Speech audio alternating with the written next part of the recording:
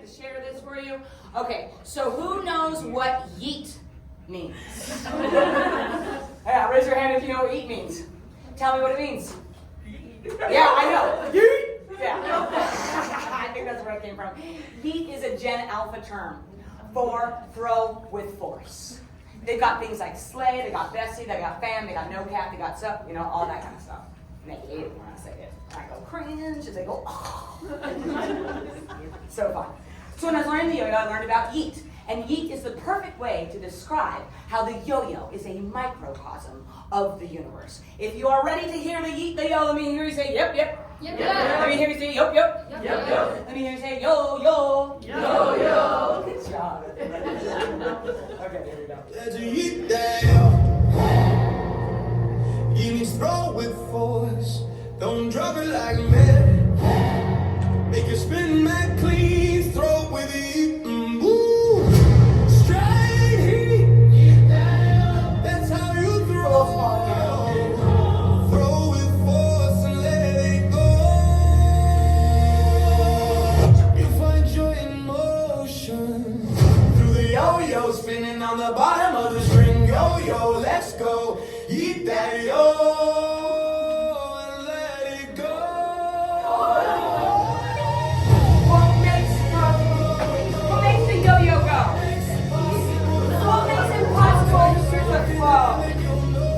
The power, force, and gravity, yo. Check this out. The size of your rim, the axle. It's possible to make the kinetic rotational. Add length and straight. When you send it out, put it all together, combining. You gotta be straight. Yeah, a victory score. What's your yes? Yeah. Eat that, yo. Joy in motion. Oh, Hawaii.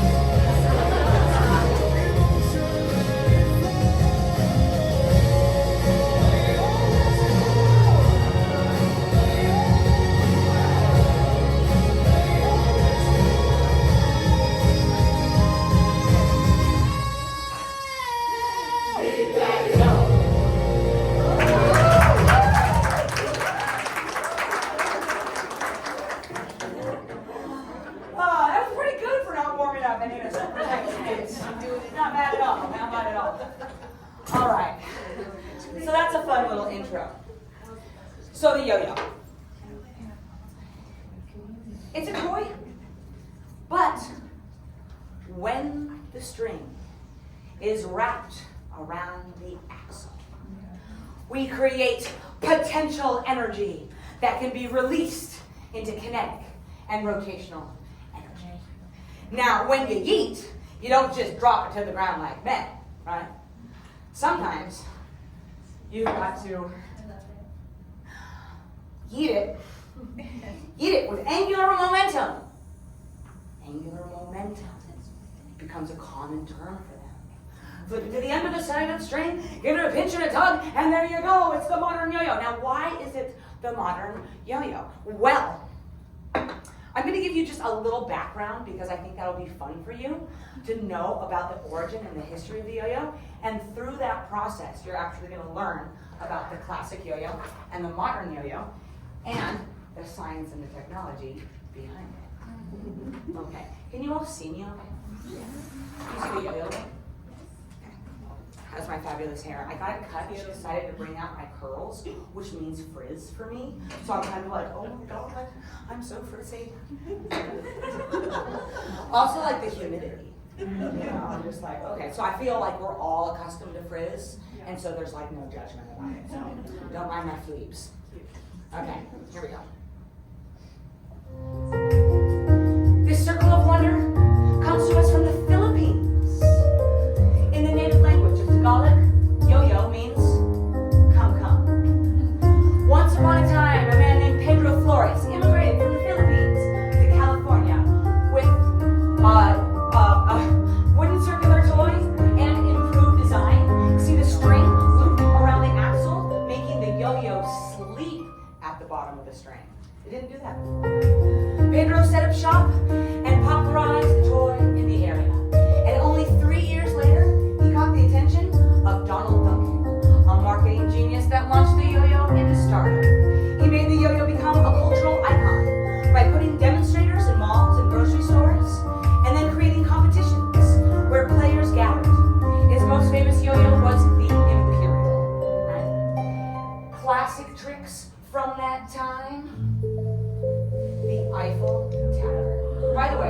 what's so amazing about a rotational thing on the end of the string? Corpus. Around the world. And then breakaways halfway. Oh, let's like that. But then they made a butterfly yo-yo with a wide butterfly cap. Now this made it easier for the yo-yo to land on the string, and it made way for tricks like the regenerator and the brain twister. Whee! And even sideways tricks like the trapeze. But then in the 1980s, they made a unresponsive yo-yo. It was friction-free with ball bearings. Now this meant that the yo-yo could spin a lot longer on the bottom of the string and allowed players to connect their moves to the longer lasting tricks. Boing, boing, boing, boing, boing, boing, boing. And Mach 5. Like this. But when the player gave the yo-yo a tug to bring it back to their hand, it didn't come up because it was friction-free. And it needs a bind in order to return to your hand. That's a simple bind. This is a fancy bind. Eat it with angular momentum. Land it on the top of the string. Fling it to the underside of the string, get a pinch and a tug, and there you go. It's the modern yo-yo. Right. Now, what's fascinating, I'm going to spin the yo-yo and walk around so that you can hear it.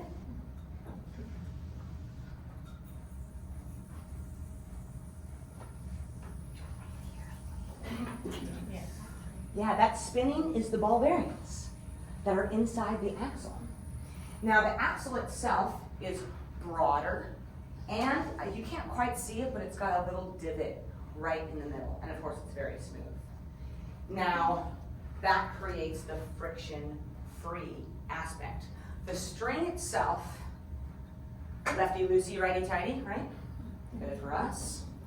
You can see that there is a loop that goes around the axle. Before, the yo-yo string was just tied on the bottom and just went down and just came right back up. But this allows it to spin because the centrifugal force is spinning at such a fast rate that it's gonna reject any type of friction, right? Until that yo-yo slows down. Also, straightness factor is a thing, because if you throw the yo-yo to the side, it's not gonna spin straight. And so there's like all of these science principles that actually go in to the yo-yo itself. Continuing on so you can see the evolution, we left off with the trapeze, but now we're on the modern yo-yo, so we can go into the double trapeze. Yeah, and if we drop the string on one finger, we can actually turn the yo-yo around, and then we can loop that. Yeah, and that one's called the matrix. And then if we go this way and then to the other side, that's called trapeze and brother. Trapeze and brother. We're going to need to do a side bind. We're warming up for skin to gerbil, but before that, I'm going to show you cold fusion. Put your finger in the middle, grab it on one string, turn it around, flip to this side, flip to this side. Wow, all it is a spinning circle on one line. Whoa. All right, before we get to skin to gerbil, I'm going to show you Buddha's revenge. We come into the 1.5 bound, and we go to the side, to the middle, to the top, to the side, to the middle, back to the side bind. We're waiting for our music cue, and here it comes. Let's skin that gerbil! Over the side, we're going to do a flip and a floosh, and then a flip and a hop and a floosh, and then we're going to go hop and do a heel and hop. Oh! Yeah, give yourself a round of applause. We skinned that gerbil!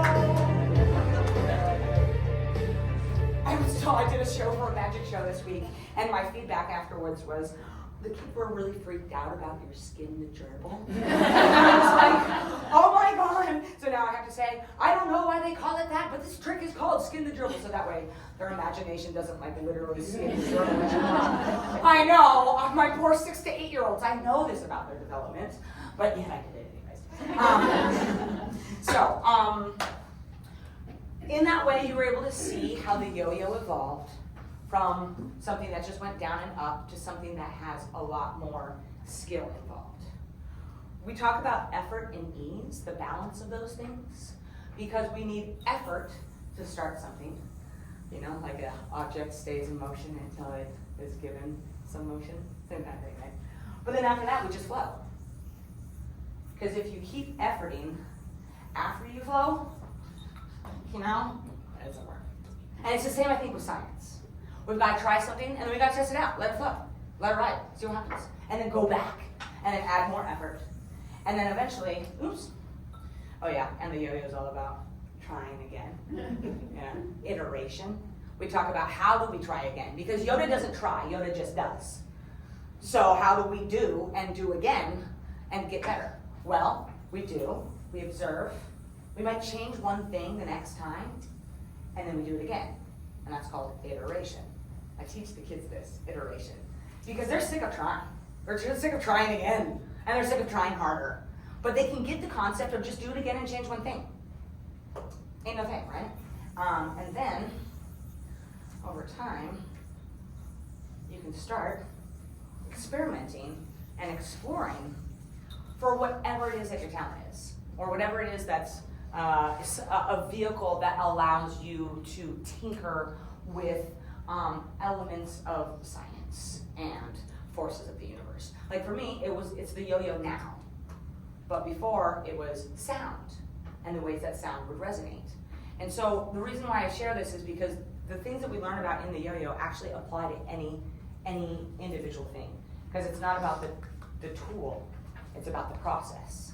It's about what we bring to it, about our attention and our focus and how we continue to iterate, change, adjust, observe, be curious, and try new things. At this point, I might have like a little, do you have any questions? Great. Most recently, somebody said to me, oh, you do a yo-yo show? How long is that? Oh yeah, it's about 45 minutes. Oh, only the yo-yo? And I was thinking, in their mind, they're probably seeing minute 1. Minute 20. You know? And so now, oh, okay, I get it. Okay, so I want to show you the first 8 steps, because everyone thinks that the yo-yo is a toy, and that's super simple. No problem. Be judgy, it's okay. To get the yo-yo on your hand, you have a loop. Usually people put the finger through their loop, and they throw their yo-yo, and it goes across the room. Actually, we need to make a slip loop. How do we do that? We take the string, and we push it through the loop. And then we have a new loop that fits any finger, big or small. Just this concept of putting a string through a loop like blows children's minds. And also, it's the first step of engineering, right? We took something very, very simple, and now, wow, I can make an armband, I can make a bracelet, I can make a necklace, a wine necklace, something from the 90s. Yeah, and then kids get to experiment, right? Okay, no problem. Goes on the center part of your center finger. Your center finger. The center finger. Why? So that you can grab the yo-yo. Some people put it down there and then it chokes because there's not enough room. That way you learn about, how much, there's this concept of like tension and release, right? And it actually shows up everywhere. In corporations, in science, in education, in schools, and all that kind of stuff. And so, with the position there, we're able to have as much, I don't know how to describe it. Grip. So that gives you more flexibility. Okay, so then when you roll it up, you actually have to put your thumb in the middle. Because if you just go like this, it's not going to wind. So they figure out right away, why isn't this thing winding? And they have to learn that they have to put something there in order to catch it to then wind it. These are very basic principles. After that, the yo-yo string is on top. If the yo-yo string is on bottom, the yo-yo will roll out and catch. Then they learn about flow and how the yo-yo returns to the side. So we do it on the top. Then your center finger has to be really tightly in there, and you have to make a muscle. Because then you got to throw it down with what? That's right, queen. Throw it down with yeet. And we have to learn about making it straight. So it's kind of like getting the shoulder, center of the thing, and then you want the center of the string to go down the center of that finger, and then go down. And then it's spinning, then they give it a tug. Whoa! This gives a big aha, wow moment for them. Because since the yo-yo doesn't have any pressure around it, like grades, expectations, perceptions of others, they're actually able to engage literally in the process of iteration without having an emotional charge on it. One of the reasons why I think that kids don't like math is early on they get an emotional charge about it. And then that just persists. and then the timed tests, and then kind of the way that your brain might think about things. And thank goodness new math has modeling, right? We've got more manipulatives now, and also honestly new math looks at math the way that I did when I was in the 80s in school, but I was told to get into that formula and step by step through the formula. So when we're able to take these learning concepts into an area that doesn't have that emotional charge, that doesn't have that pressure, then they're able to learn those individual skills for their personal self that they can apply elsewhere. And that's actually why I like the yo-yo. Is it applies life skills and education just through this practice of iteration. Because it takes effort. And once one child will get it, then they want to teach it to the next one. And then an adult comes in, and they want to teach it to that adult, and then it becomes this even playing field. Usually in education, we have tiers. Teachers the best, top students are next. Then you got the people that support the top students, and all the way down there, you got the people that are like either bored or dabbling or whatever, right? And then because of that, it changes the social structure, playground, lunchtime. It changes your weekend plans. It changes everything. And it doesn't just end in that grade. It goes all the way to high school.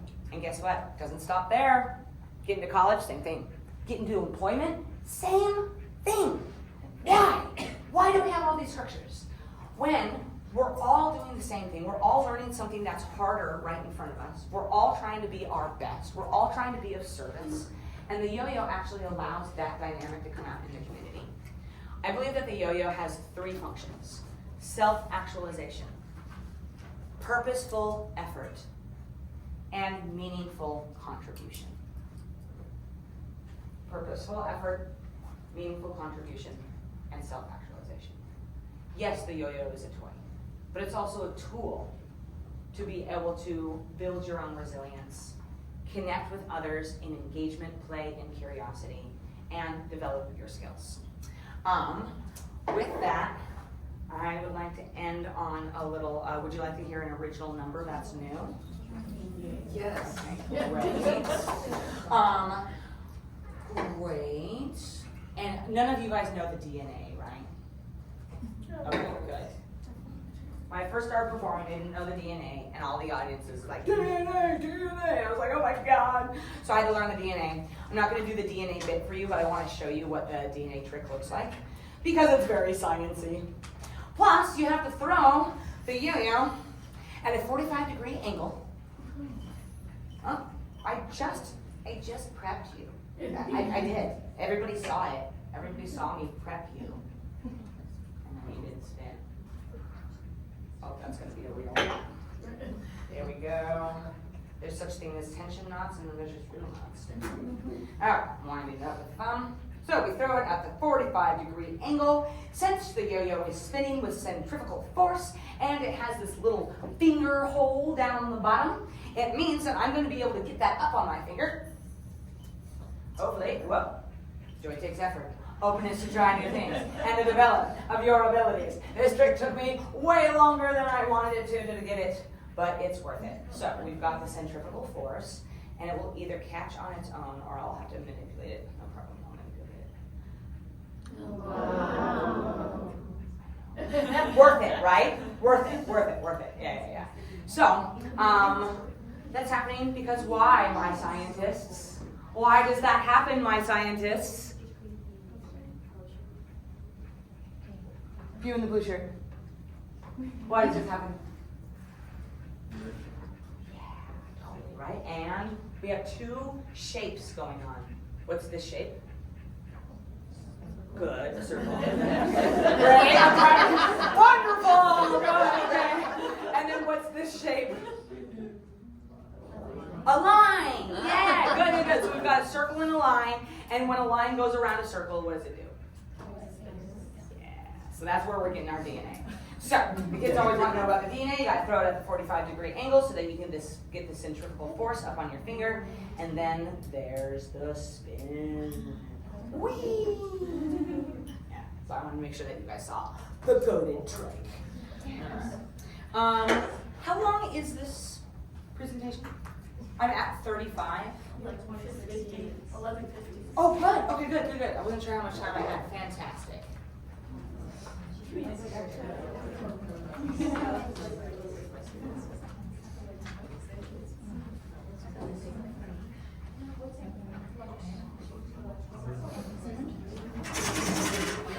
are you? Are you okay? You doing good?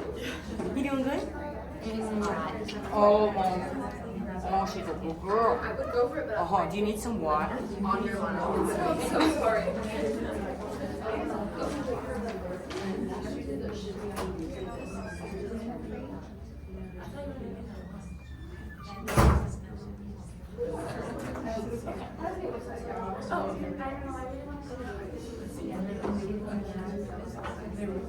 Oh, but it's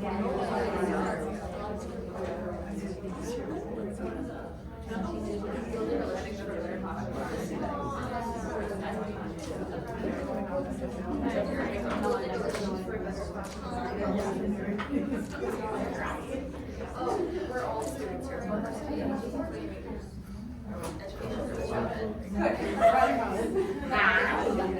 Oh, I love her. I love her. That's a good spot. It's a good spot. That's a good spot. Alright, my sweetie. Okay.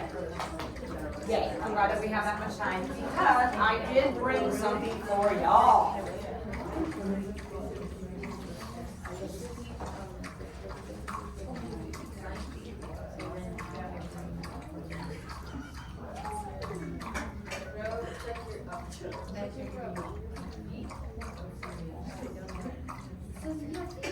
Oh, sorry. This is for you, Queen. It's a yeet station. Yeah, I got really inspired in my math class. I went to fundamentals of elementary math. By the way, I was told I was not a right fit. Yeah. Because apparently I'm too engaging. I asked too many questions. I got really excited about the math that I made a whole math station. Actually, I made a whole Spark Joy Yo-Yo math station. Yes, where you use base 10 numbers to experiment with different math concepts. Yeah. So the first level is you get X amount. You get 30 sparks. What are you going to buy with your 30 sparks? The second level is you get to buy yo-yos for everybody in your class. What yo-yo sets are you going to get and how much does that end up being? The next level is you get to buy yo-yos for your whole school. But kindergartners are going to be different levels than advanced players. So you get to make your choices based on base 3, 4, 9, 16, 17, 24, and 18.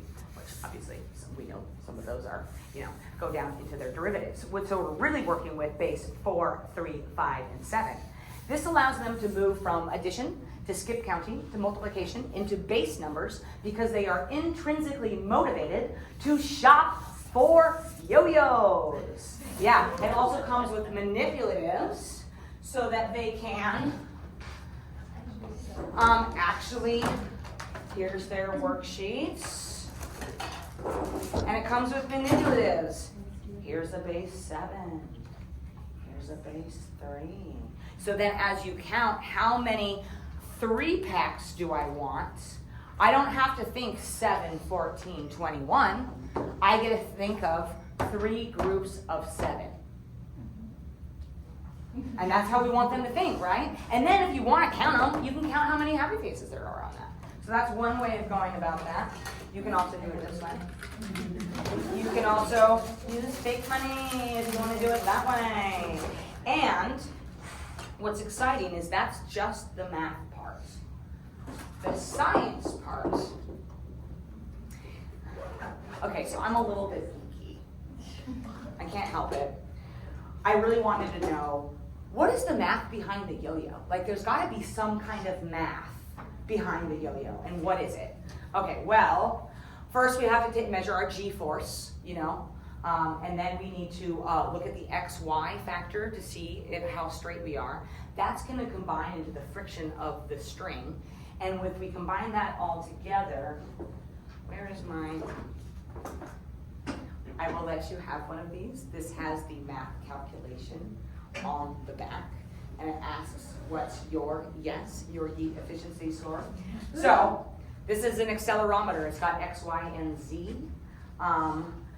I programmed it to just give me data so that when a yo-yo player starts here, all of the lines should be kind of just hovering just a little bit. But then when they go like this, we should see one spike. I built a custom ChatGPT calculator so that it will grab that and it will combine it with the straightness factor. And then it'll look at the measurement of your rim, the measurement of your axle, the length of the string, and then it puts that all together into your final yes score. I went to a yo-yo competition and had the professional yo-yoers do this geek station. If you would like to know, their G-forces were set around 7. I don't know if that's a large number in G-force. But then one of the girls got 18. Yeah, she was one of the champions. So if you're interested, it's not super filled out, hard to do in a chaotic park, but I mean,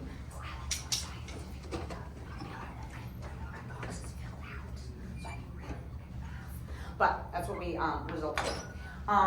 These are different ways of just engaging. I tell you, this thing is not very consistent, so good luck on that, but it does do the basic things. And then you can also look at it in a different way. This yo-yo measures the rotations per minute, which is a method that I decided to not do. One of the methods was I could video myself yo-yoing and then put my camera on slow motion and then count the rotations.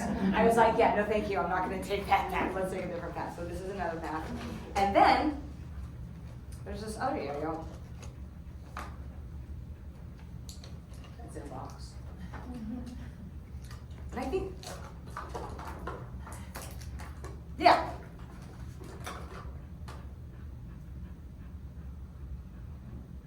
This one will actually measure your amount of rotations. And it's actually, this is what the old Duncan yo-yos look like. You saw the butterfly style, and then you saw the old Duncans. You can see why it would be easier to yo-yo something like this. Cool. So, it's not like I expect you to bring this back to your students.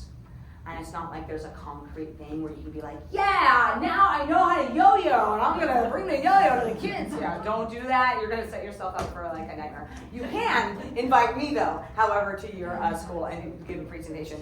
It's more that I wanted to share with you what you can spark in your students when you provide, when there's intrinsic motivation for your students.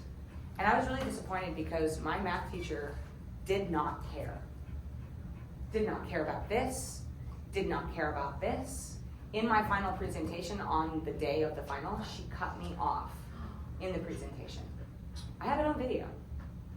It was really hurtful. And along with them telling me that I wasn't a right fit. I don't believe that I'm not a right fit. But I do know that I'm the kind of person that I see in other students in schools. And I want those people to feel like they can continue their curiosity, continue the development of who they are, continue to find how they can put in purposeful effort so they can create meaningful contributions. So, if you find children that are not a right fit, find a way to, I don't know. We can do these things. We can evolve into finding our own interest. And I think that's really the important thing about STEM, is to have that be the foundation, because from that is where innovation comes. But if we're not allowed the space to play, wonder, create, try, share, then we won't have places to expand and be innovative. And we are the innovators. With that, I would like to share with you a little song. It's called Get Up, Don't Get Down, Down. Because, and I talk about social emotional learning along with science because I feel like they go hand in hand. That whole thing about math and our emotions, yeah. And then science can actually be super, super fun. I hope kids are thinking that science is fun now, right? Okay, I would think so, because we've had enough time where science has been pretty awesome that hopefully they're like, yeah, into that. Okay, great. But often, a big part of our brains is actually being able to emotionally regulate. Because if we have emotional dysregulation, either from neglect or maybe food or maybe something happened or whatever, there's lots of different things that can happen. And when that happens, we're not able to think in our cognitive, more functional brain. And we're not able to really solve problems or think about things from the multitude of ways that we need to. So I believe that our emotional and nervous system is actually part of science. And so in the presentations, this is not always easy. You're going to get totally frustrated, and you're going to want to give up, and you might want to come back, and it's probably going to get tangled. You might not be able to get that knot undone, which is totally life lessons, right? That's the other thing about the other life lessons. And so I try to encourage the children, if you're feeling grumpy, you might need to take a break or have a nap or have a snack, or sometimes you just need to dance it out. And your parents may forget that dancing is awesome. So if you ever want to change the mood in your house, suggest putting on some music. I personally like a little bit of upbeat EDM trap because it's got some good beats. And then I see if I can get them to get their parents to dance. But also for them to remember that when you get down, you've got to get up. So this is new. Would you like to see it? Yes. Hoping I can. It's really cool when the tricks line up like right where they're supposed to with the music instead of just like kind of happening simultaneously. So I really want you to see the coordination. What's it work for? Okay. I think you can see it.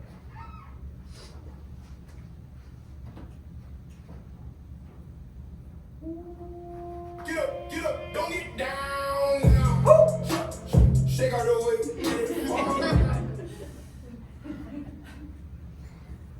Always a wonderful time to be able to explain that sometimes things don't work out the way that you expect, but do we give up? No. What do? We try again, right? Because joy takes effort, openness to try new things, and the development of your abilities. Get up, don't get down now. Shake out the way, let it fall now. Heart on your sleeve, feet on the ground. Take one more step, turn it around. It's the day, make it your day. Look at you now, you're halfway there. Get up, don't get down now. Rise up, don't get down now. Make it your day. Make it your day. Cold on your face, but you're still here. That old dog can't live in here. Hands in the air, let it be loud. You were made to stand up proud. It's the day, make it your day. Look at you now, you're halfway there.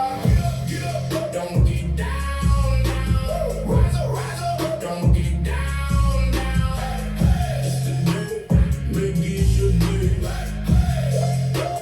Make it your day. One more try. Lift your chin, touch the sky. If you fall, come back again. Say it now and say amen.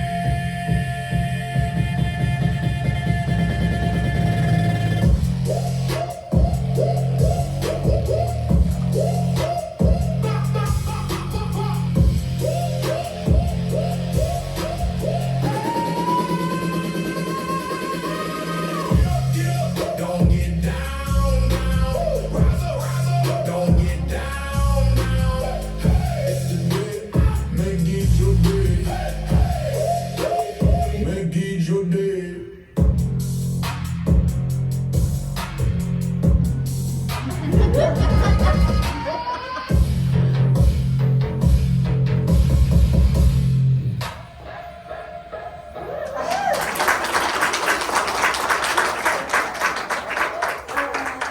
Oh, I love like busting that in the car.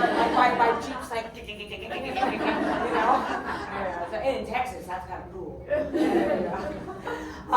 Right on. So that's joy in motion. Joy takes effort, openness to try new things, and the development of your abilities. We want to see that science and technology and engineering and math is more than sitting at a desk. It's more than doing small things. And it's something that can be presentational or it can be private. We have lots of different personalities in science. Some of them, I think typically, we think that science people are like quiet, nerdy, and reserved. Totally fine, we love that. I'm that way too.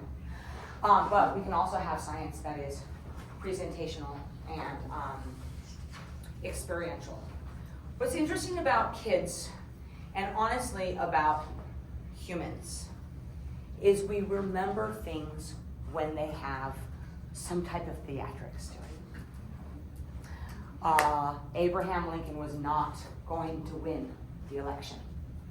Then his election manager said, you know, at the next campaign, we're going to have these men burst on stage with a fence. And it's going to say, you know, Lincoln's dad was like worked on the railroad. Wow, people got so excited about that the word spread across America. And Lincoln won that election. Was his dad somebody that worked on the railroad? Did that even matter? It didn't. What mattered is that people were excited about it and the word spread. I share that because we can spark that kind of excitement in science by providing stories and impact and meaning and all those kinds of things. So what kind of worlds are you guys in your professional fields? Are you teachers? Are you researchers? Like, can you just kind of popcorn it out to me? Teachers. What grades? 7 to 12. So you guys are doing the egg drop. You're doing the roller racer with the rubber bands. What other projects are you guys doing?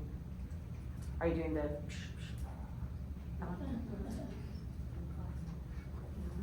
You're not doing the red, blue, purple explosion? Okay, cool. What is the thing that you're seeing in your students that is a hurdle? And I'm not talking about your curriculum. I'm not talking about your teaching methods. I'm talking about what are you observing in the classroom that is like something that you don't quite know how to solve yet. Are you seeing? Yeah. Instant gratification. They want the results. Right, they want the results now. Totally. Yeah, wanting results now. In what project? Like in all projects?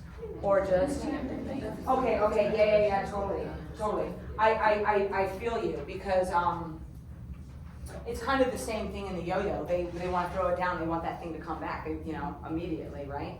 So, yeah, and we all know about that that level of challenge where we want it to be challenging enough to where they're inspired to do it, but not too hard to where they're going to give up. I feel that balance in the yo-yo too, and it's like, how do we create little breadcrumbs or little mini dopamine hits that will then motivate them onward.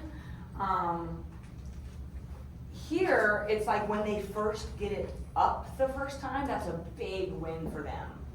And so I'm thinking, how could that relate over? Are they doing the hypotheses first? Are they finding any gratification from finding that hypothesis worked or didn't work?